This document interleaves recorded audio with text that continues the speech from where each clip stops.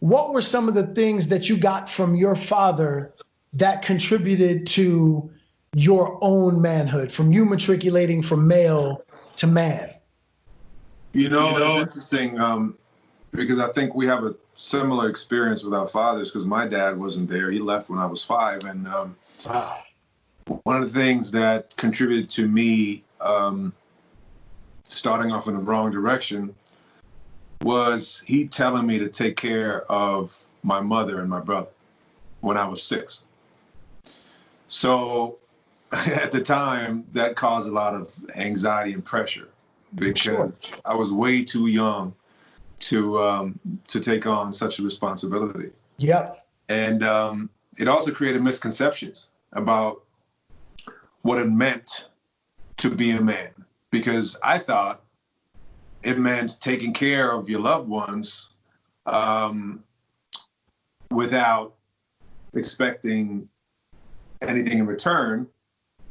But I also thought that it meant that I was emotionally connected with those people, which is not the case. So just because you're taking care of somebody doesn't mean that you have an intimate emotional connection with that person, which is a challenge that I later on faced when I got married. Because I thought, look, if I'm paying the bills, I'm taking care of you, I'm on the roof hammering away and fixing stuff and doing everything. What do you want from me? Right? Why are you sitting here saying we're not connected? I'm doing everything. Right. So it caused a lot of confusion in me, also as a young adult, because I just had no idea what it really meant to be a man and stepping into your manhood and standing in your authentic self, and then slowly finding your purpose as a man, and then utilizing that purpose to help and serve others. Yeah. So that sort of organic process that every young male should go through in order to reach manhood, I didn't have that because I wasn't informed that way. I didn't have the luxury to have somebody there who would show me the way or be a role model for me. So it took a long time for me to find my path, and also to find people who represented potential role models in that way. Because it doesn't have to be a father necessarily. Right. Absolutely. It could be any man who gives you a validation and attention, even if it's just for 2 minutes. That's right.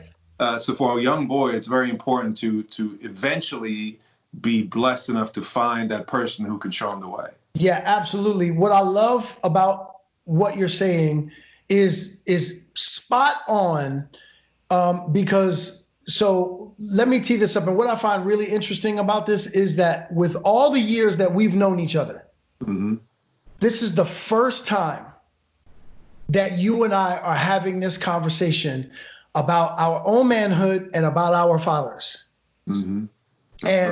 And why it's so important for brothers to be able to begin to have these conversations with each other, because in this 5 minutes, I see you better.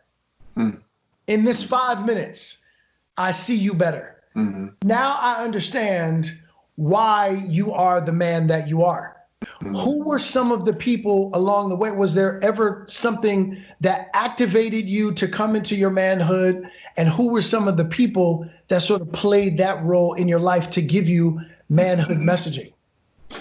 Well, growing up without a father, I was always, I guess, subconsciously in search of that person who would take me under their wing and show me how to be a man. And I think one of the first who sort of fit the profile was my coach, my tennis coach. When I was 12 years old, who taught me, he taught me about courage. He taught me about integrity. He taught me about responsibility. He taught me about compassion, consideration. And it's funny because it was all taught within the confines of of sports. Sports. Right. So I still to this day credit tennis for giving me everything, because through becoming a tennis player, I learned so many lessons from some really great men that then sort of paved the way for me to be successful, to become successful, not just in what I do, but business, also relationships. And I still think to this day, relationships are the only true asset that we have and that we have to cherish, because we are defined by the people that care about us and that we care about. So I think, yeah, my tennis coach was definitely the first one who really modeled for me what it looked like to be a man and what it meant to be a man. Man, that's so good, because everything that you talked about, that's how I experience you, being an integral man, being a man who has compassion, being a man who values relationships and who takes care of relationships. So everything that you're talking about in terms of what you got from him was exactly what I see in you, which is pretty awesome. I want to talk about something that most of our brothers don't talk about, which is, I said something in an interview that I did for Black Love. One day I was just talking about, we were talking about manhood, we were talking about marriage, and I said my manhood began the day that I stopped doing things that I had to lie about. Was there ever a time in your life where you lied about something that made you, that seemed to activate more of your commitment to manhood and saying, you know what? Okay, yeah, man, I got to stop this. Absolutely. I mean, definitely. And it's funny because lying really hurts the people you lie to, but it also hurts yourself. Because you are biting away on your integrity and your dignity, your purpose as a man. Yep. But that, again, that's a question of growth and learning, because I grew up in a household where I was the mediator between parties. So I try to avoid conflict at all costs. So if I had to lie to avoid conflict, then that's what I did. Right. So it's a pattern that I learned very early on. And, parents say lying is bad, but if your environment teaches you otherwise and your survival instinct kicks in, then that's what you do. No question. So that really was a tough lesson to learn for me. And it took me a long time to realize that I'm not avoiding conflict as much as I'm creating more of it by doing that. Great point. But it's, again, it's part of the lessons. It's part of failing. It's part of making mistakes, making bad choices. It's sometimes it's a very, very bitter pill to swallow, because I think as man, and you say it perfectly, there's a double consciousness between man and male that lives inside you at all times. And depending on what choice you make, you're activating either man or male. And I think that it takes a while to replace those paradigms in you that cause the male to be activated, because it happens in an instant, right? So you have to slowly recognize those triggers, and you have to replace those patterns with new ones. Yes. And as you do that, the male part becomes smaller and the man part becomes larger. Let me ask you this. If you were, in everything that we've been talking about, how we grew up, as young males without our father, what would be some of the things, as you now bask in your own manhood and matriculated into your manhood, what would be some of the things that you would tell your younger male self? That's a good question. I think the sort of the top line, or the headline would be, it's going to be okay. You know, you're going to be all right. Yes. You're going to be okay. Yeah. Because there was tremendous anxiety growing up in Germany and being the only black kid around, and all the hatred and the bullying and every single day, and knowing that you're different, and them grabbing your hair and spitting at you. And I mean, and all that without a father, without a black father that you should be able to identify with, but he wasn't there. Right. So to walk through that hell, really at times I didn't know where my place was. I didn't know if there was a place at all. Right. So I think I would just calm myself down, and I would just say, stay your course, learn from everybody. Again, be respectful, kind, have empathy for others. And then, you know, you will eventually find your purpose, because we all want our purpose, and everybody's on their own path. Everybody's on their own pace. Mm-hmm.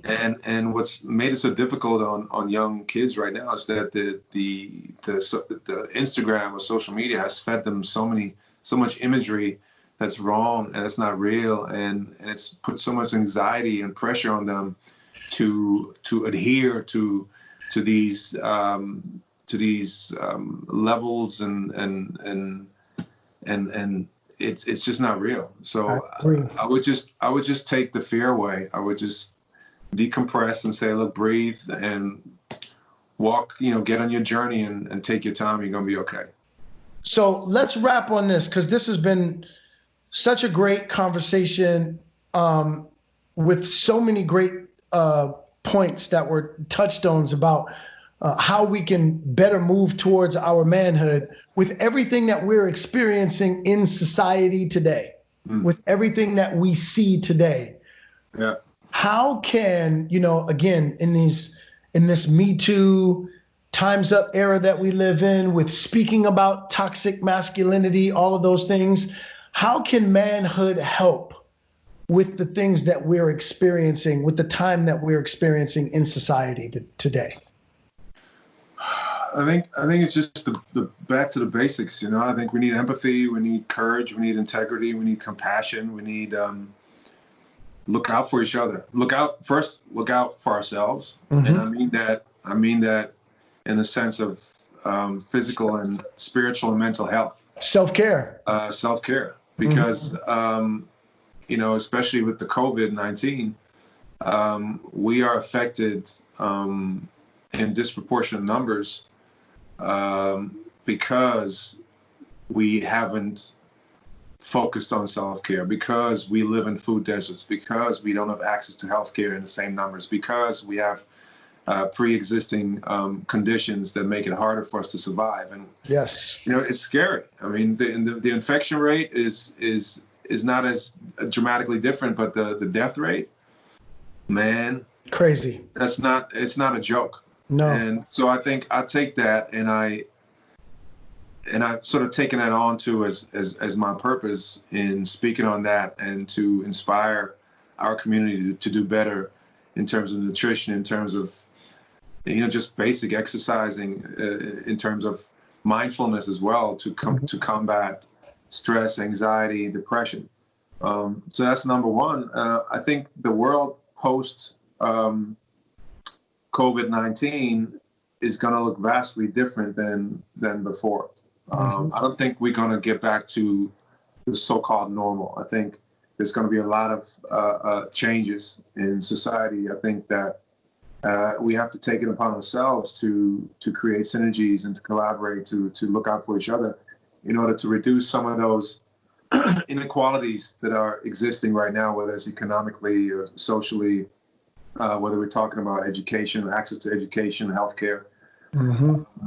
So it's going to be different, but I think that, and Nicole says that we've come a long way, from the slave castles to the ships to slavery in this country. We've overcome. We've survived. It would be a tragedy for us to find our demise in heart disease and diabetes. Yeah.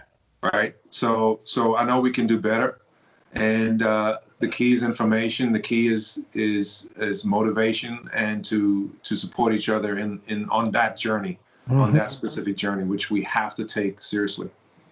Love it, man. Well, my brother, this is the reason why I wanted you to be a part of this conversation. I respect you tremendously as a man, and I can't think of anything really more important, just in terms of our families, our communities. I often tell people that acting is my passion, but activation is my purpose, and I see you as an activator also, which is why I wanted you to be a part of this conversation. So, bro, there it is, man. Thank you, brother. I love you, man. Thanks so much. I love you. I love you even more now in having this conversation, because I see you in a way that I couldn't without this conversation. But now that we've had this conversation, everything that I see makes sense. Appreciate that. I love you, brother. Love you too, brother.